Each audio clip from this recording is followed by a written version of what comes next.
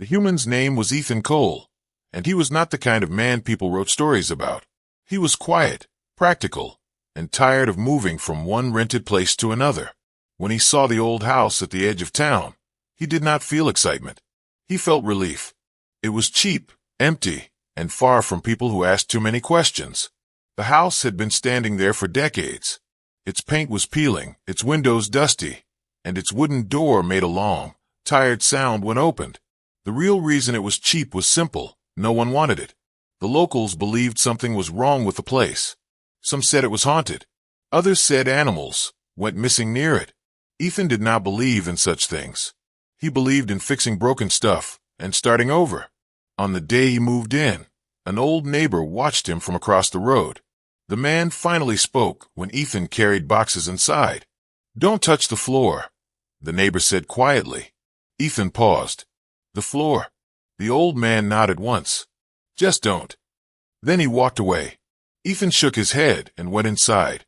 Old houses came with old stories. He had heard worse. Inside, the air smelled of dust and forgotten time. The floorboards were dark and uneven, but strong enough. He dropped his boxes and stood still, listening. The house was silent. Too silent. That first night, Ethan slept on a mattress on the floor. Rain tapped softly on the roof. The wind moved through broken wood outside. Everything felt normal, until it didn't. A sound woke him. It was faint, slow, like something dragging across wood. Ethan sat up and listened. The sound came again. Scratch, scratch. "Rats," he whispered. Old houses had rats. That was normal. Still, something about the sound felt wrong. It wasn't fast. It wasn't wild. It was careful, almost weak. Then he heard something else. A soft noise. A breath. Almost a cry. Ethan froze. It didn't sound like an animal. He stood up slowly and turned on a lamp. The light filled the room, showing nothing but old walls and shadows. The sound stopped. For a moment, Ethan felt foolish.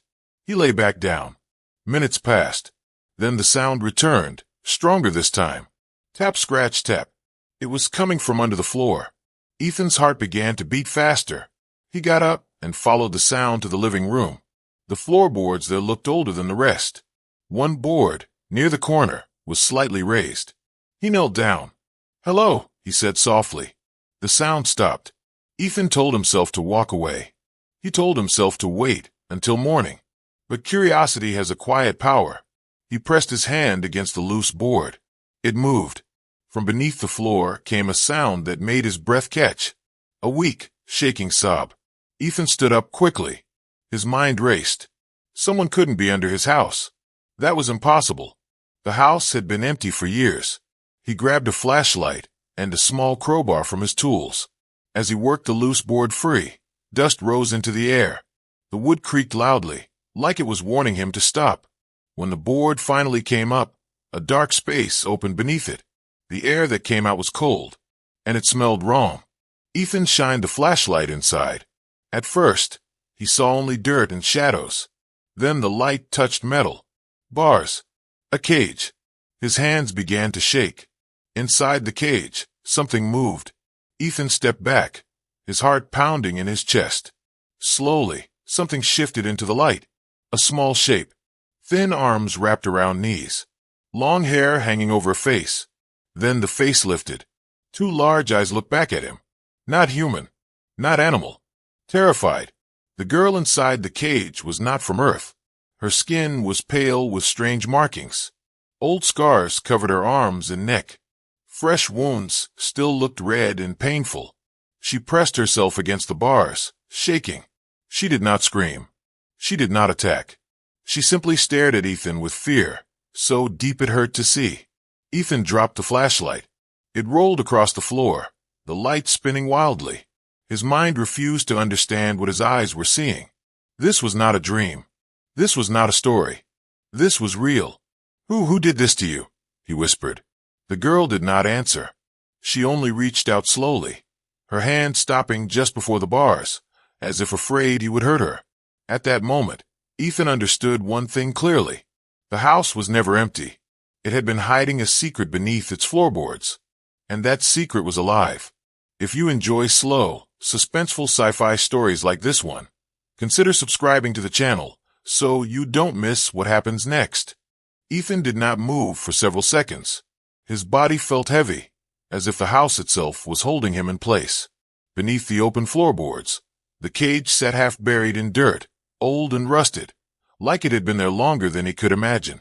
The girl inside watched him closely, her eyes following every small movement he made. Slowly, Ethan bent down and picked up the flashlight. His hand was shaking now, and he did not try to hide it. He pointed the light back into the hole. The cage was real. Thick metal bars crossed each other in a tight pattern. Some were bent, as if something had tried to break free once and failed. A heavy lock hung at the front, scratched and damaged, but still holding strong. The space around the cage was small, barely tall enough for someone to sit. The ground was hard dirt. There was no bed, no blanket, no light. How long? Ethan stopped himself. He did not know what to ask. The girl flinched when he spoke. She pulled back, pressing her thin body against the far side of the cage. Her breathing became fast and uneven. Fear was written on her face, clear and honest. Ethan raised his hand slowly. "I won't hurt you," he said, keeping his voice low. "I promise." She did not understand his words, but she seemed to understand his tone. Her breathing slowed just a little. Still, she did not move closer. Ethan noticed more details now. Her clothes were torn and too big for her, hanging loosely from her shoulders. Old blood stains marked the fabric. Her skin showed scars, long lines, round burns, deep cuts that had healed wrong. No accident could explain this. Someone had done this on purpose. Ethan swallowed hard. Anger began to rise in his chest, slow and heavy. He looked around the hole again. Near the cage, he saw empty containers, cracked and dry. Long ago, someone had left food and water here. Not enough. Just enough to keep someone alive. Alive, not free. Ethan stood up and backed away from the hole. The girl's eyes widened in panic. She made a soft sound, almost a plea. "I'm coming back," he said quickly. "I just need something." He rushed into the kitchen and grabbed a bottle of water and some bread. His hands moved faster than his thoughts. Nothing about this felt normal, yet everything felt urgent. When he returned, the girl was still there, watching the opening with fear and hope mixed together. Ethan knelt and slowly lowered the water bottle into view. He did not push it toward the cage. He placed it on the dirt and pulled his hand back. The girl stared at it. For a long moment, she did nothing. Then, very slowly, she crawled closer. Her movements were careful, like she expected pain at any second. She reached through the bars, her fingers shaking as they wrapped around the bottle. She drank desperately, water spilling down her chin. Ethan felt his chest tighten. He turned away for a second, pretending to check the bread, so she would not feel watched. When he looked back, she was eating now. Small bites.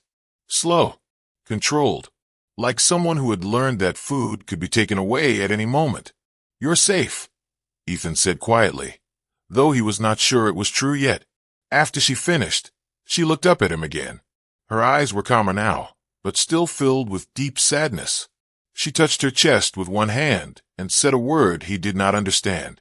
"My name is Ethan," he said, pointing to himself. She watched carefully. Then she repeated the motion, touching her own chest. "Sail," she said softly. Ethan nodded. "Sail." For the first time, she did not pull away. Suddenly, a new sound filled the house. A low hum. Ethan stiffened. It was not coming from inside the room. It was coming from outside, from the sky. The floor vibrated slightly beneath his feet. Dust fell from the ceiling. Sail's eyes went wide with terror. She scrambled back into the corner of the cage, shaking violently now. "No, no, no," she whispered in broken English. Ethan's blood ran cold. "What is it?" She grabbed the bars tightly, her knuckles pale. "They come," she said. "They always come back." The hum grew louder, stronger. Ethan stood, his mind racing. Whoever had put Sail in that cage might still be watching. The house, the land, everything.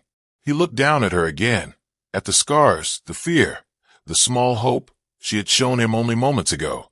Ethan made a decision. He picked up the crowbar again. I'm not letting them take you, he said firmly. Sale stared at him in shock. Above them, the hum deepened, and shadows moved across the walls of the old house.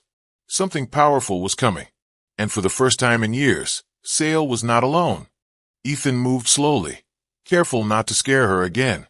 The hum from the sky had faded for now, but the fear it left behind was still strong. Sale sat quietly in the corner of the cage, her arms wrapped around herself, her body tense as if she expected pain at any second. Ethan lowered more food and a fresh bottle of water into the space beneath the floor. This time, he placed them closer to the cage. Then he sat back, keeping distance, showing her he meant no harm. Sale waited before moving. When she finally reached out, her hands were steady, but her eyes never left Ethan. She drank slowly, then ate. When she was done, she rested her head against the bars, exhausted. That was when Ethan truly saw the scars. Under the harsh beam of the flashlight, her skin told a story her voice could not. Long burn marks crossed her arms, dark and uneven, as if something extremely hot had been pressed against her again and again. Thin lines circled her wrists and ankles, chain marks, old but deep. On her neck and shoulders were smaller scars, sharp and round, placed with care. Shock scars. Ethan felt sick. No wild animal had done this. No accident. This was planned, controlled, repeated. I'm sorry, he said quietly, though he did not know who he was apologizing to. Sale did not answer, but she seemed to understand the feeling behind his words. He pointed gently to one of the scars on her arm. This how? Sale flinched, then slowly lifted her arm herself. She touched the burn mark and closed her eyes. Her voice was weak when she spoke, her English broken and hard. Fire tool, she said. Test. Ethan's jaw tightened. She pointed to her neck next. Shock. Pain. Learn. Learn what? Ethan asked. She struggled, searching for words. Then she made a shape with her hands, like a box. Power, she said. Inside me. Ethan leaned closer, listening carefully. Through gestures, simple words, and long pauses, the truth slowly came out. Sale was not from Earth. Her people were small in number, but valuable. Their bodies could survive things others could not. Heat, energy, pressure. That made them useful. She had been captured during a raid, taken from her family, sold. They put me here, she said, pointing around the dark space. House above. Safe place. Hidden. Ethan looked at the walls beneath the floor, then up at the ceiling of the house. The house was part of it, he said softly. She nodded. Owner powerful. Human friend to them. Ethan felt his stomach drop. This was not the work of some criminal hiding in the shadows. This involved someone with money, with control.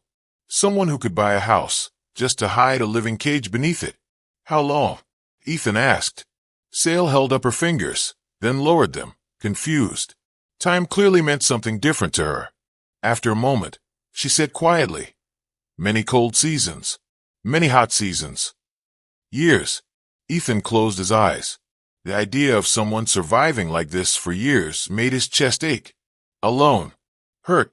Forgotten. Why didn't you escape? He asked. Sale looked at the lock on the cage. Then she pointed to the scars on her chest. Punish, she said. Try once. Never again. Silence filled the room. Above them, the house creaked as the wind moved through it. It sounded different now. Heavier. Like it knew what it had been hiding. Ethan sat back against the wall, his thoughts racing. Calling the police would not be enough. This was bigger than that. If the owner was powerful, if others were involved, then Sale was still in danger. Sale suddenly looked up sharply. Her body stiffened. What is it? Ethan asked. She leaned closer to the bars, lowering her voice until it was barely a breath. Her eyes filled with fear again, deeper than before. They watch, she whispered. Always. Ethan's heart pounded. Watch how? She pointed upward, not to the ceiling. Beyond it. Sky, she said. Signals. When cage open. When light come. Ethan realized then that opening the floor had already sent a message. Someone somewhere might already know. Sale's fingers tightened around the bars. She leaned forward, close enough that Ethan could hear her breathing. "They will return," she whispered. The words hung in the air like a warning, and Ethan knew, with chilling certainty, that their time was already running out. Ethan did not sleep that night. He sat on the cold floor beside the open floorboards, watching Sail through the bars of the cage. Every small sound made her tense. Every shadow made her pull back. Fear had become a habit for her, something she carried even when nothing was happening. By morning, Ethan had made his choice. He was not going to sell her. He was not going to hand her over. He was not going to walk away. "I will protect you," he said softly, though he knew the promise was heavy. "No one will cage you again." Sail looked at him, confused. Her kind had learned that words were cheap. Promises usually meant pain later. Ethan went to the bathroom and filled a bowl with warm water. He brought clean cloth, bandages, and a small medical kit he kept for emergencies. When he returned and knelt near the opening, Sail pulled back at once. "It's okay," he said gently. "I want to help." She watched closely as he dipped the cloth into the water and wrung it out. Slowly, he reached toward her arm, stopping before touching her skin. "May I?" he asked. She hesitated, then gave a small nod. Ethan cleaned her wounds himself. He moved carefully, as if each scar mattered, because to him it did. He did not rush. He did not hurt her. When she flinched, he stopped. When she breathed fast, he waited. Sail had never known this kind of touch.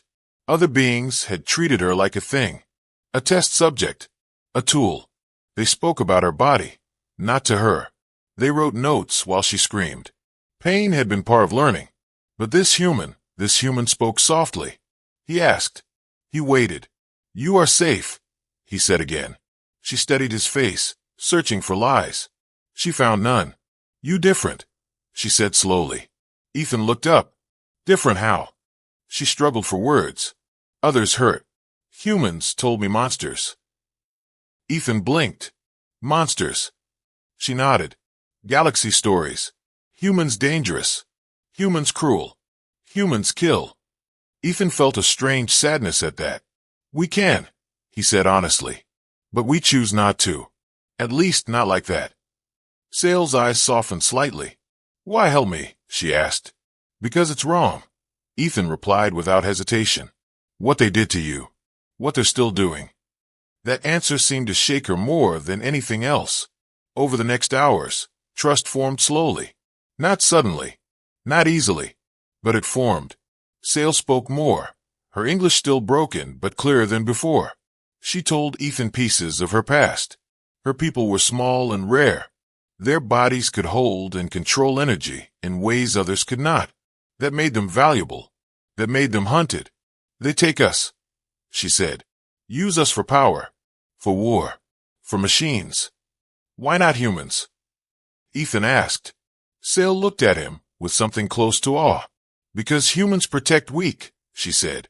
"You fight for ones with no power. Galaxy fear that." Ethan was silent. She continued. "Many species avoid humans. Say you dangerous. Not because strong, but because you care." Ethan felt something settle deep inside his chest. Pride. Not loud. Not violent. Quiet and firm. Suddenly, Sail froze. Her head tilted slightly, as if listening to something Ethan could not hear. "What is it?" he asked. She looked up at him, fear returning to her eyes. "Signals," she whispered.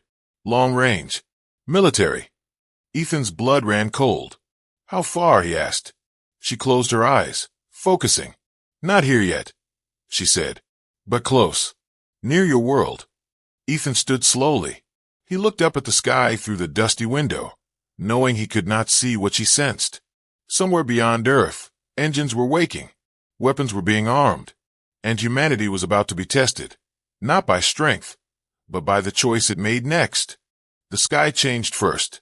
Ethan noticed it through the kitchen window, a strange dark line cutting across the blue, like a shadow that did not belong to any cloud. The air felt heavy, pressed down, as if the world itself was holding its breath. Sail felt it before he could say a word. "They are here," she said quietly. A deep vibration rolled through the ground. Not loud, not violent, controlled. Powerful. Ethan stepped outside. his heart pounding, and looked up. Above the clouds, massive shapes hovered, silent, watching. Moments later, the sound came. A voice filled the air around the house, calm and cold, speaking perfect English.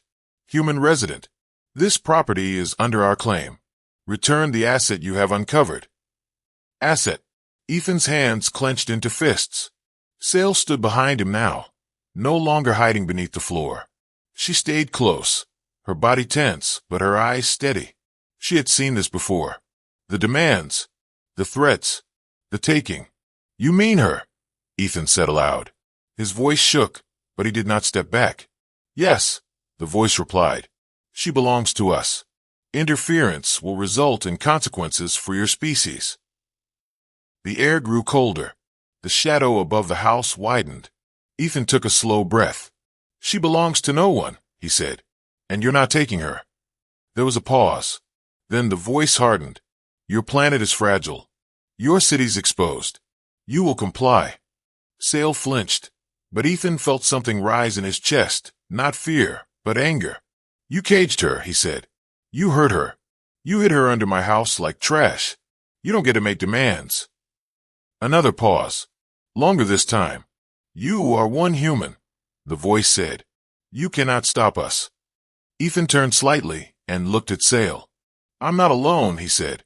He went inside and picked up his communicator. His hands were steady now. He had already made the call hours earlier, when Sale warned him about signals. He had told them everything. The cage, the scars, the ships. He had expected doubt.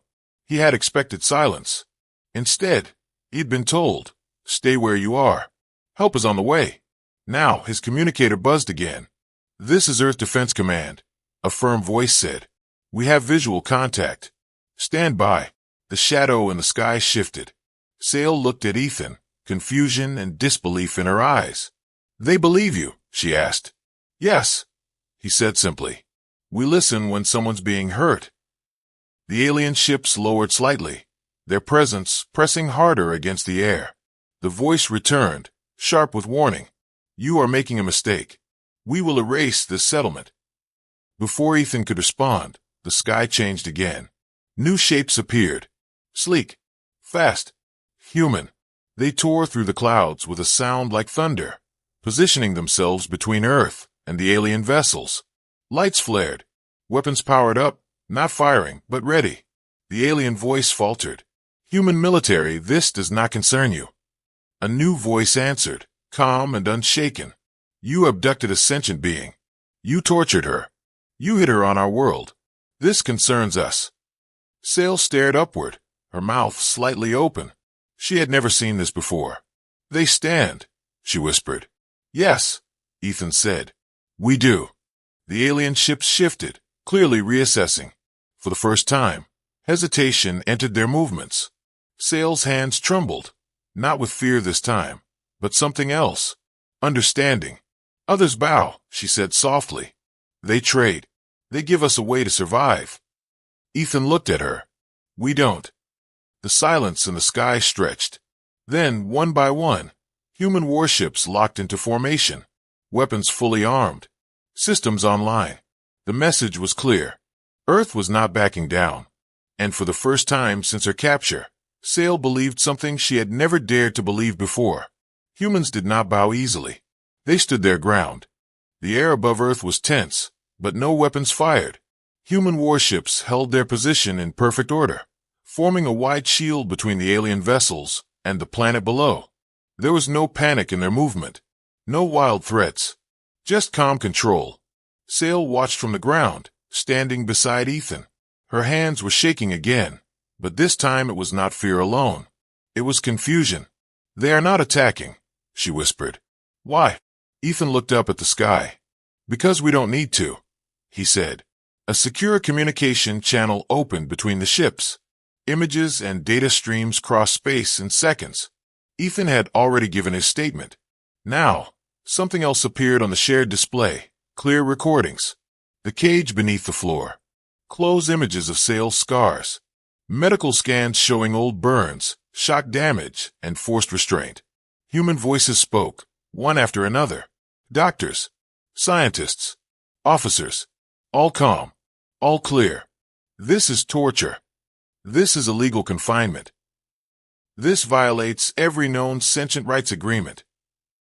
The alien captors tried to interrupt. She is property, they argued. Her species was traded, purchased. The human response was immediate.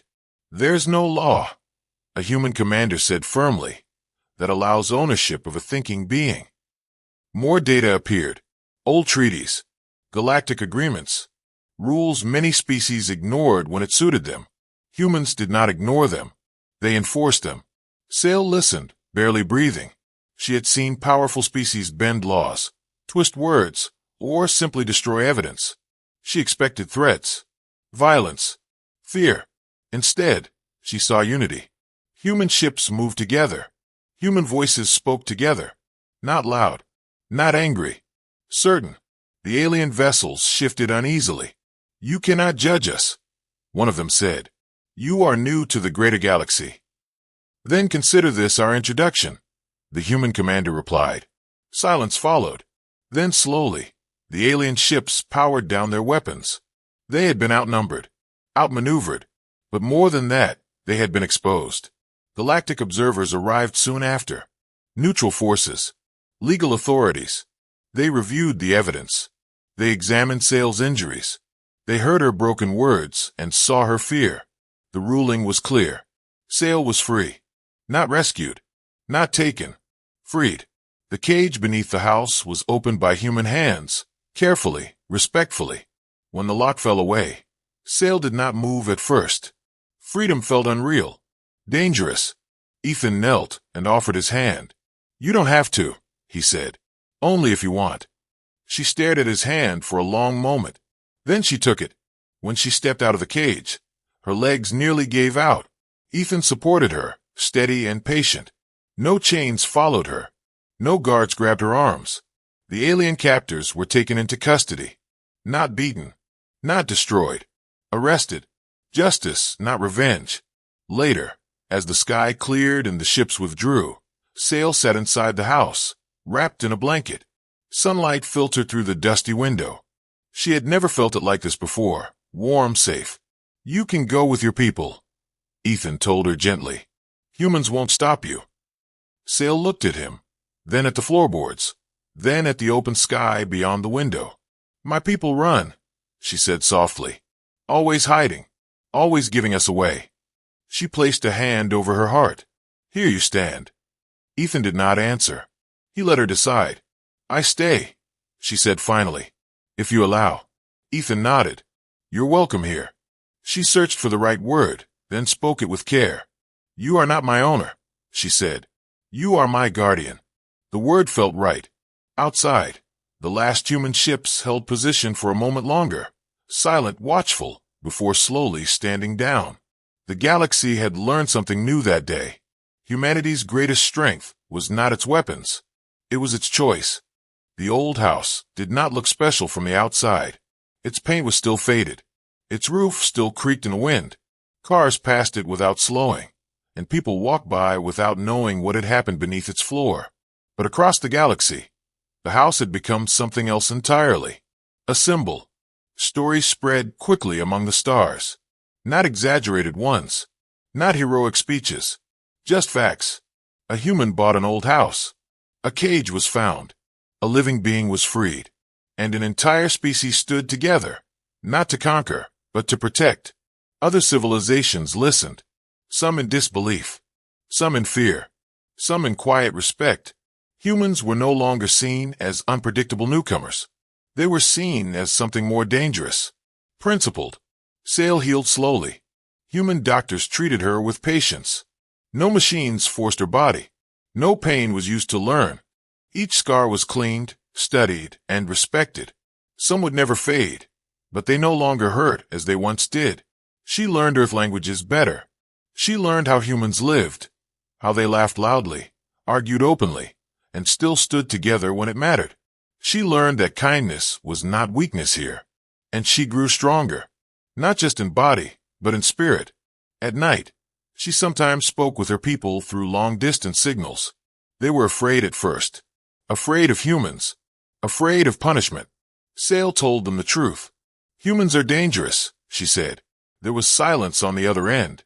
Then she finished. Because they care. She told them how one human chose protection over profit. How many humans chose law over fear. How power meant nothing if it crushed the weak. Some listened. Some didn't. But the seed was planted. Back on Earth. Life slowly returned to normal. Ethan fixed the house room by room. He repaired broken walls, cleaned old dust, and opened windows that had not seen light in years. The house felt different now. Lighter. One afternoon, Ethan stood in the living room, staring at the open floor. The hole was still there. The space beneath was empty now. No cage. No chains. Just dirt and shadow. Sale stood beside him, watching quietly.